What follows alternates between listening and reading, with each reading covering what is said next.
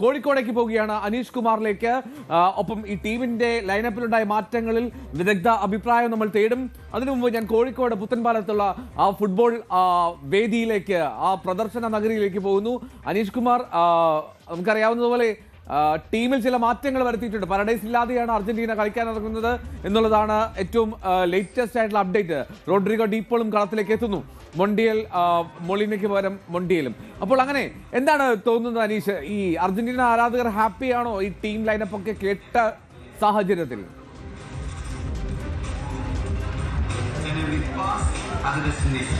തീർച്ചയായും അർജന്റീന ആരാധകർ കൂടുതൽ ആക്രമണോത്സുകമായ ഫുട്ബോളാണ് ആദ്യഘട്ടത്തിൽ പ്രതീക്ഷിക്കുന്നത്. കഴിഞ്ഞ കളിയിലൊക്കെ വന്നത് സെക്കൻഡ് ഹാഫ് കഴിഞ്ഞ അവസാന 10-15 മിനിറ്റൊക്കെയാണ് നിർണായകമായ കളി അർജന്റീന പുറത്തെടുത്തത്. പലപ്പോഴും ഇപ്പോഴൊക്കെ രണ്ടാം പാതിയിലേക്ക് ഇറങ്ങുന്ന തരത്തിലായിരുന്നു നേരത്തെയുള്ള ലൈനും. അതായത് കളി എക്സ്ട്രാ ടൈമിലേക്ക് നീങ്ങും, അല്ലെങ്കിൽ പെനാൽറ്റി അടക്കം നീങ്ങുമ്പോൾ ആ ഒരു അഡ്വാൻറ്റേജ് മുൻകെടുക്കുക എന്നത് തന്നെയായിരുന്നു കഴിഞ്ഞ കളികളുടെ ഒരു സ്ട്രാറ്റജി. എന്നാൽ അതിന് മാറ്റം വരുത്തുന്നു.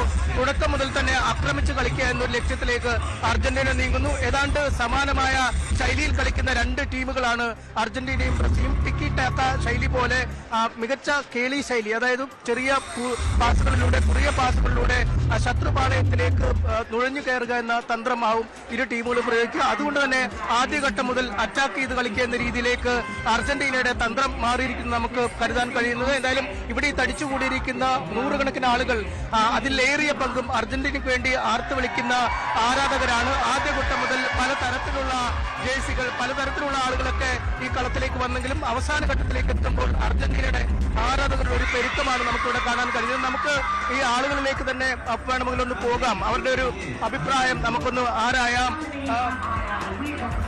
എങ്ങനെയുണ്ട് കളി പ്രതീക്ഷിക്കുന്നത്?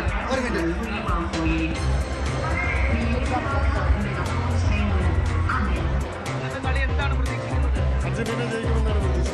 ഇപ്പോൾ ആദ്യ ഫസ്റ്റ് 11 തന്നെ ഡീപ്പോൾ കളിക്കാൻ പോവാണ്. രണ്ട് കൽപ്പറ്റായിരിക്കും. സ്പെയിൻ നന്നായി കളിക്കുന്ന ഒരു ടീമാണ്. നോക്കാം, എന്തായാലും കണ്ടു. എന്തായാലും നല്ല കളിയാണ്. അതായത് ഇവിടെയുള്ള ആപാലവൃത്തം ആളുകളും ഏതാണ്ട് 80% ആളുകളും അർജന്റീനയുടെ എന്താണ് പ്രതീക്ഷിക്കുന്നത്? അർജന്റീന ജയിക്കും 2-1. എന്താ 2-1 എന്നൊരു കണക്ക്? അങ്ങനെയാണ്. ഈ കഴിഞ്ഞ അവിടുത്തെ പോലെ 80 മിനിറ്റിന് ശേഷമായിരിക്കും കളി, അതോ ആദ്യം പോലെ കളിക്കും? അത് നമുക്ക് പ്രെഡിക്റ്റ് ചെയ്യാൻ പറ്റില്ല. അല്ല, ഇന്ന് ഡീപ്പോൾ ആദ്യം ഇറങ്ങുന്നുണ്ട്.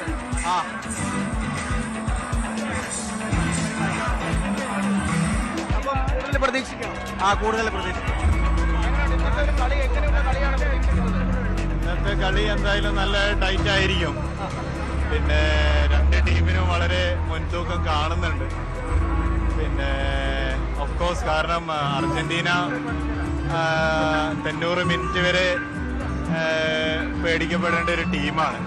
അവരുടെ ഞാൻ മനസ്സിലാക്കുന്നത് എന്താ വെച്ചാൽ ഓരോ പ്ലെയേഴ്സിനും ആ കൺട്രിയോടുള്ളൊരു പാട്രിയോട്ടിസം സ്പിരിറ്റ് വളരെ ഹൈ ആണ്. അപ്പം ഗോള് മറ്റ് എതിർ ടീം സ്പെയിന് ലീഡ് നേടിക്കഴിഞ്ഞാലും സ്പെയിന് ജയം എന്ന് പറയുന്നത് അത്ര എളുപ്പമായിരിക്കില്ല. എൻഡ് വരെ എന്തായാലും നന്നായിട്ട് തന്നെ സ്പെയിൻ ഫൈറ്റ് ചെയ്യേണ്ടി വരും. സോ നല്ലൊരു കളി നമുക്ക് എന്തായാലും തീർച്ചയായിട്ടും കാണാം. പക്ഷേ I think Argentina will be the 2026 world cup winner. എങ്ങനെയുണ്ട് ഇന്നത്തെ കളി? എങ്ങനെയാണ് പ്രതീക്ഷിക്കുന്നത്?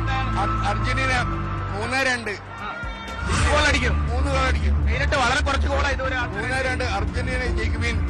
അർജന്റീനയുടെ കളി സംബന്ധിച്ചത് കഴിഞ്ഞ വേൾഡ് കപ്പിൽ ഖത്തറിൽ പോയിട്ട് അർജന്റീന കളി കണ്ട് ജയിപ്പിച്ചു വന്ന ആളാണ് നമ്മള്. എന്തായാലും അർജന്റീന അടിക്കും, മെസ്സി ഗോൾ അടിക്കും ചെയ്യും. മെസ്സിക്ക് ഇനിയും ടോപ്പ് സ്കോർ ആവാൻ ഇനിയും ഗോൾ വേണം. ഗോൾഡൻ ബൂട്ട് കിട്ടണമെങ്കിൽ ഇനിയും ഗോൾ വേണം. ചാൻസ് ഇല്ല. മെസ്സിക്ക് അടിക്കാതെ 2 റൺ അടിക്കാനുള്ള ആദ്യം മെസ്സിക്കില്ല. എംബാപ്പേനെ കൊണ്ടുപോകാനാണ് ചാൻസ്. ഗോൾഡൻ ബൂട്ട് ഇന്നത്തെ കളി ആര് ജയിക്കും? Spain of course. കളിക്കുന്നവർ ജയിക്കുന്നതാണോ?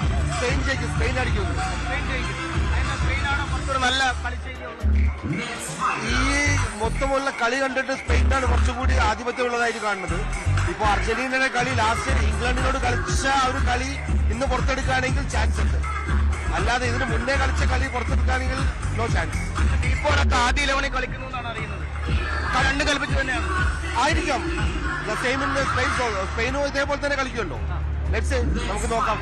നല്ലൊരു കളി പ്രതീക്ഷിക്കാം. ഓഫ്കോഴ്സ് എൽദോ, ഇതാണ് ഇവിടുത്തെ ആവേശം. നിറഞ്ഞു കവിഞ്ഞ ഗ്യാലറികളാണ്. ഏതാണ്ട് 6 മണി മുതൽ ആളുകൾ ഇവിടേക്ക് എത്തിത്തുടങ്ങി.